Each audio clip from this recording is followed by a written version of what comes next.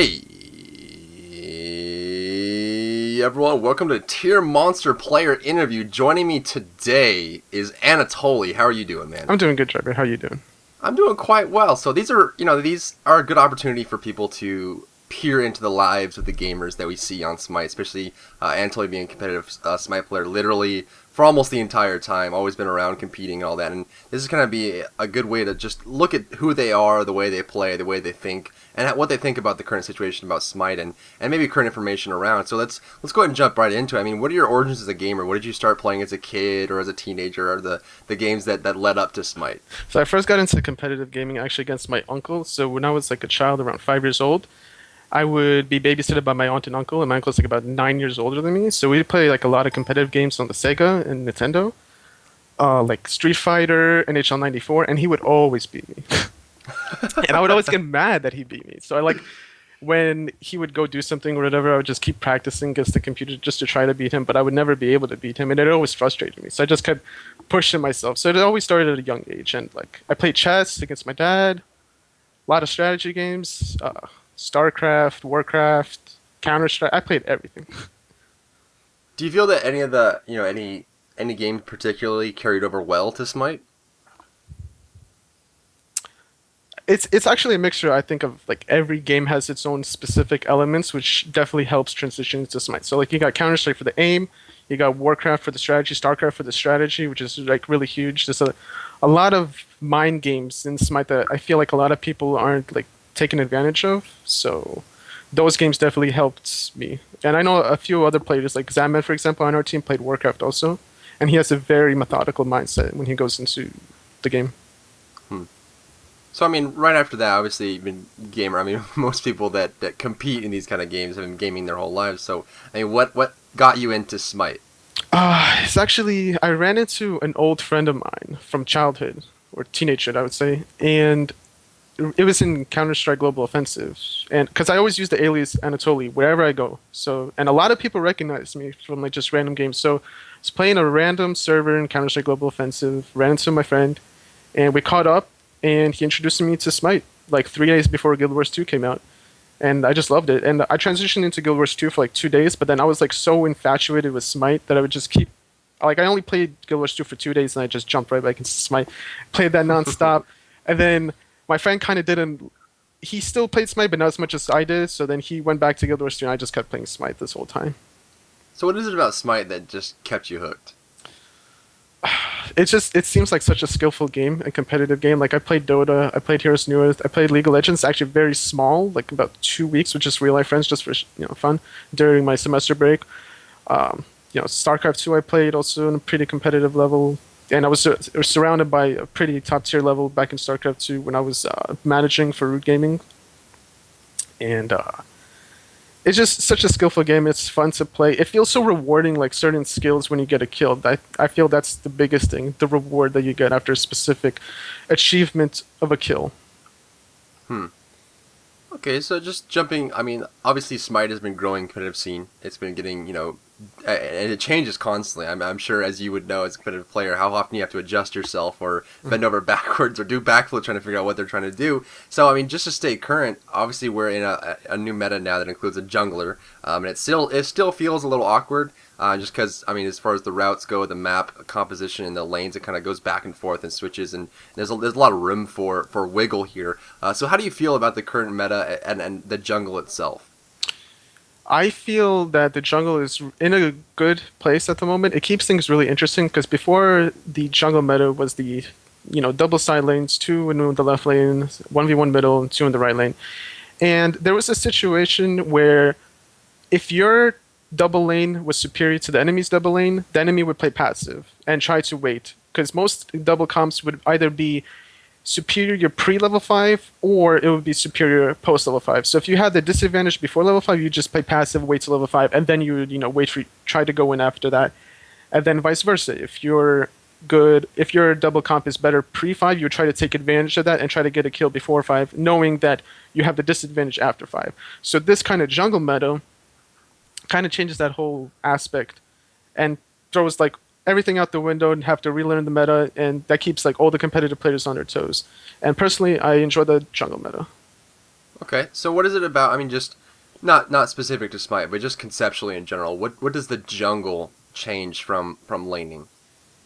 So it forces there to be one solo lane, a double lane, one person middle, and one person just going around the map collecting buffs or trying to contest the enemy from getting their own buffs.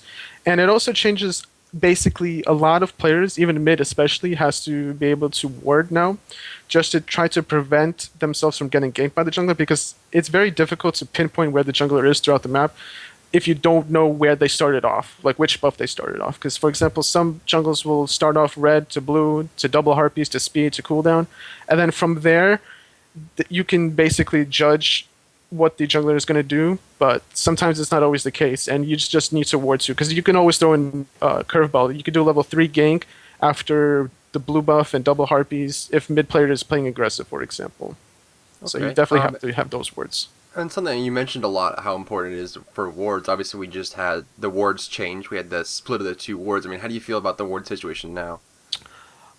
It's definitely in a good place. I feel the half duration, but being able to spot invisible wards. I feel like the detection for other wards, the sentry wards, shouldn't have the same vision as the normal ward that doesn't give you the sentry. So I think if they just changed that, that would be in a little bit of better spot.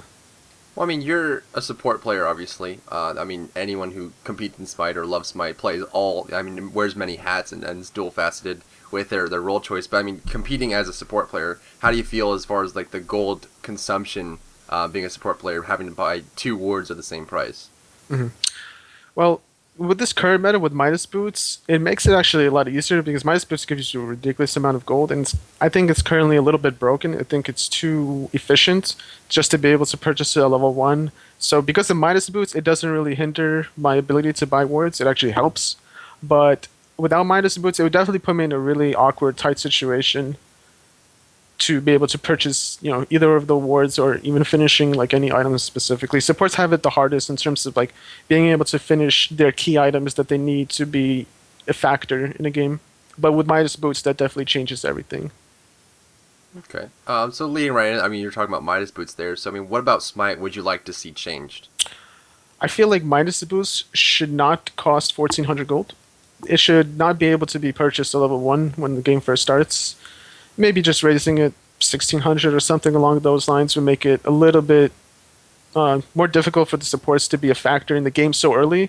Because if you looked at the last week's tournament, both NA and EU tournament, when people were going Midas Boots on whether it was solo, lane, or the support, having that key item, whether it was Sovereignty, Bulwark, Mystical Mark, Void Blade, 8-10 minutes in the game is pretty huge. And I don't think that's really good for the competitive. I mean, it keeps things interesting, having such good items, but at the same time, it goes back into that creep, not that creep factor. There's a specific term in gaming where it's like things snowball too hard. I forget what it's called. Something creep. I'm not sure if you're aware of it. Power creep. No, it's not Power coming to creep. mind. Power creep? Yeah, something like along those lines. I remember watching a video where it's like power creep. It's like when a game developing company makes everything so powerful, and in order to keep up, they just keep making everything more powerful. Oh, I see. I see. Something like along those lines. Okay. So they need to kind of change Midas Boots. So you feel that just the fact that you can get it right away is probably the hardest thing about it, but I mean, not even this. You feel like the gold gain is in a good spot, and the fact that it has just a small amount of HP and mana and no other stats. Yeah, I feel like the movement speed actually helps a lot in the solo lane. So even though you might not have that defensive item of the Mark of the Vanguard for survivability, the fact that you have that 21% movement speed right off the bat will actually help you more than the damage reduction from Mark of the Vanguard. So overall, it's in a situation where it's like a must-buy purchase, and I feel like it shouldn't be in that kind of situation. So there definitely needs to be like a gold tweak, maybe a little bit higher than 1600, maybe a little bit of movement speed. It can't be so tempting to be purchased, basically. Okay, I see. I see. So I mean, leading right into the next thing is how do you feel about the future of Smite? I feel like it's in a really good position. I mean, if you look back at every single week, it's just getting better and better and better. With the North American tournaments, the European tournaments that Hi-Rez has been taking over for My Revenge and Curse, just goes to show how serious and how interested they are into kind of taking it in-house and improve it upon themselves. with the tournaments of PAX East. They had a French LAN tournament too about 6 to 10 months ago. I forget when exactly. And now with the RTX, and there's obviously that 100K that's around the corner upon the release. So I mean, it's looking very promising at the moment, especially with the organizations that are peering into Smite.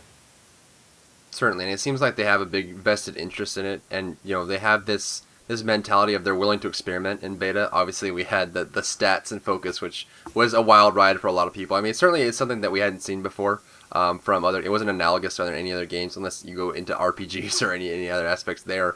And they tried that out for a while. They tested it, and they ultimately decided they wanted to remove it. Now it seems like they're a little bit more hard stuck to this jungle change. It makes things a little bit more variable, a little more versatile. So, I mean, how do you feel as far as the decision making of high-res for Smite up until this point? Well, you definitely have to be experimental in the beta phase. It's just, to make a good game, you have to try every single factor possible, see how the community responds to it, and make necessary adjustments to those changes and outcries to the community. A lot of people dislike Jungle the first week it came out, but then after that first week, everyone got really quiet because they figured out how to deal with it. And it's basically just being more aware of the jungler warding around the area. So sometimes it's like people, grab their torch and pitchforks and go at the game developer and without even giving it a shot. Like stats were in a really bad position and people were abusing it for a very long time. But with this jungle meta, there's nothing to abuse in this jungle meta except at the moment now we're abusing Midas Boots. So that's probably going to get changed. I hope it's going to get changed. But other than that, the jungle meta is not something that you can abuse of. If you're not jungling and the enemy is jungling, then that's kind of a problem for the team that's not jungling. So that kind of has to be the meta change. But if you look at other games that experimented with changes like League of Legends, for example, they did the jungle meta and every casual player adapted to that. So I feel like there's obviously a bigger pool of players in the casual scene than there is the competitive scene. So those casual players specifically that don't know like the meta changes specifically will have the hardest time transitioning into the jungle meta. But as soon as they give it a shot for maybe a couple weeks, they'll easily transition into it, and they won't be able to. They'll put the pitchforks down. That's definitely the goal, I think, of everyone. They really don't want anyone having pitchforks at all. So upcoming in this week, obviously around the time of this interview, we have some kind of unknown, unannounced overhaul or change to the Conquest map itself. Now, do you have any predictions or thoughts? I mean, just thinking about it, do you feel there's anything that needs to be adjusted or swapped? Do you think they maybe will go to the top, middle, bottom, or they'll keep the symmetry? Or is there anything you can just feel out as far as the changes coming? I think what I heard was that they're going to widen the side lanes away from middle, so it's going to be a little bit more time to rotate from right lane to middle, or from left lane to middle, or from mid to one of the side lanes. So there's going to be some opportunities for a team to be able to push a tower without mid being able to rotate fast enough if you're winning a side lane, for example. It's definitely going to make middle a little bit more safer, so you have that X amount of seconds heads up before you get ganked. I also heard that there might be a fog of war around certain areas of the map. I don't know exactly where it's going to be, but that's definitely going to keep things interesting, where mid's going to be, usually mid will look down, red buff, try to spot incoming ganks, but now if they decide to put a fog of war in that entrance, they can't do that. So now they're going to have to put a ward in front of red buff, and it's going to keep everyone on their toes. I definitely feel like they should experiment with these changes. It's definitely a good idea, and see how both sides of the community react to it and adjust. The injection of new gods, especially like Athena or with Honbatz. Honbatz. I mean, it was a subtle change with Honbatz. It wasn't really like a whole lot was changed, but it seemed like all of a sudden his jungle was that much more effective. His ganks were much more effective. Obviously, his ultimate duration was shortened, so he has more burst damage. I mean, how do you feel about the way the new characters are coming out? I mean, the way Athena is and where Honbatz is currently? Honbatz is in an interesting position because he's very similar to Wukong with some slight tweaks and changes to change his passive from being 10% movement speed if you're out of combat into having I believe, the hit progression. Is that it? Right. Yes.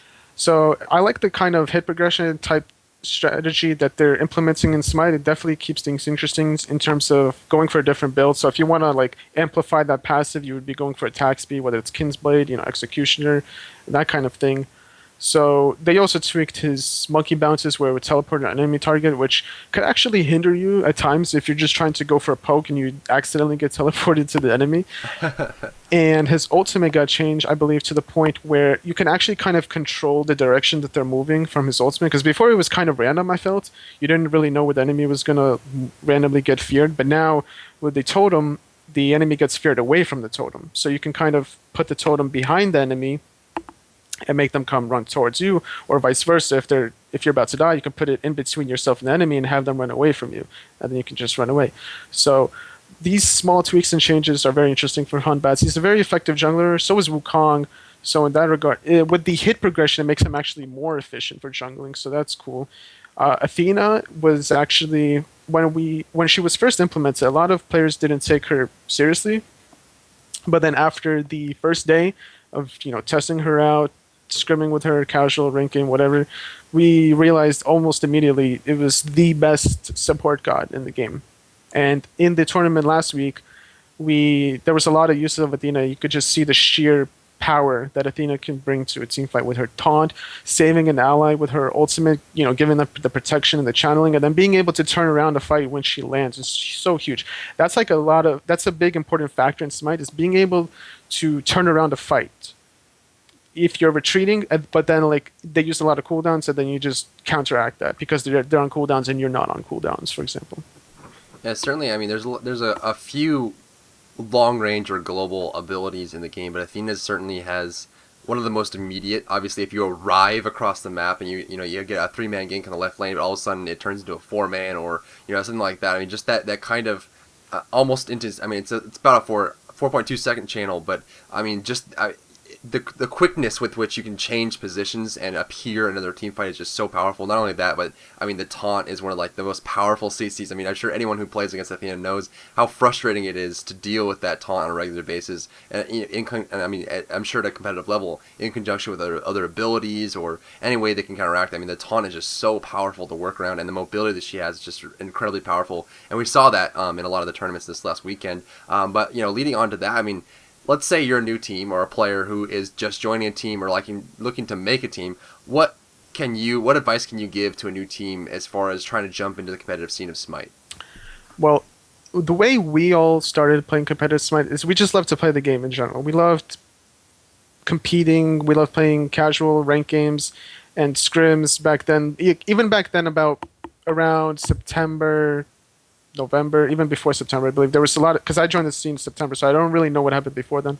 But I'm assuming it's very similar to what happened when I joined. It was just teams just forming together, seeing how they mesh together, and just playing together as much as they humanly can. If they enjoy the game and they enjoy each other's company, then they'll be successful. But they always have to have that drive and goal, that similar drive and goal to be able to achieve and compete together, overcome the obstacles, because obviously no team is perfect. There will be losses. It's how your team will handle those losses that will make you, that will determine whether or not you will be a successful team. Certainly. And leading right into that, I mean, obviously, competitive teams, competitive Smite. Right into that, we have Rooster Teeth Expo, and then there's gonna be a big event there. I mean, can you talk a little bit about that? Yeah, so Hyra's invited Root Gaming and Snipe Gaming to showcase Smite at RTX, and they did it we didn't get a heads up of it really far in the past. So of course we said yes, this is a great opportunity for us as players to, just to be able to elevate our game to that next level. Any kind of LAN experience is really huge in terms of being able to add to your repertoire, because that's pressure that's added to you. And if you can handle the pressure in LAN especially, that'll help you in the future when there's more LANs and more LANs and more LANs. So obviously we're very excited to be showcasing the tournament there, and also playing with a lot of fans that are there, and whatever else Iris has us do, maybe cosplay. There you go. Everyone has to do a female character. So of course this is an interview for Tiermonster.com, a new website. Oh, not even that new. I mean, we're going on about a month here. That is for competitive ranking, stats, teams, individual players, and it's free to sign up. You can sign up for it right now if you are not a member of Tiermonster.com. So leading right into that, I mean, what are your opinions of or thoughts of Tiermonster.com? Things that people can benefit from? So when I look at the website on a consistent basis, it gives you a huge detail of a specific player's build, player's tendencies, what gods they like, what item builds they prefer. So if you are like a highly competitive player and you're trying to kind of do your homework before the night before a tournament or whatnot, this is a really good outlet to kind of study that kind of information. It's very organized, a lot of detailed. You could click on the players, click on the team specifically, and they also have a lot of cool, interesting things that kind of allows players to use another, basically be more interested in the game, like any kind of achievemental factor that players like. If you like achievements, this is the website to go because all your achievements will be here with the, the reward system that they have, the man mode, the chicken tender, and the pom pom luck, and also the 4 realms across the board, whether it's casual, ranked, domination, arena, I believe. It's the far left is for competitive carries. The next one is competitive support. So we split the carries and support separately because you can't really grade them on the same metric. And then That's the next true. one is just general conquest, and the far right one is just all the fun stuff: arena, assault, domination, all that kind of stuff. So yeah, everybody likes achievements. So this is definitely the website to go if you want to keep track of your achievements and see how you stack up against other players. Definitely love it. Well, that is it for us, guys. That's going to be Tiermonster interview. So if you want to go sign up for tiermonster.com, it's free to sign up. Just go over there and register an account, and then give it your Smite name. It'll start grabbing your matches, giving you achievements, as AnatoLiy mentioned here. Of course, I've been joined today by AnatoLiy, competitive player, and well loved by the community, certainly. But we're going to be heading out today, guys. Thank you for tuning in. Don't forget to rate, comment, and subscribe on this video, or sign up on the tiermonster.com, and we'll check you in our next video.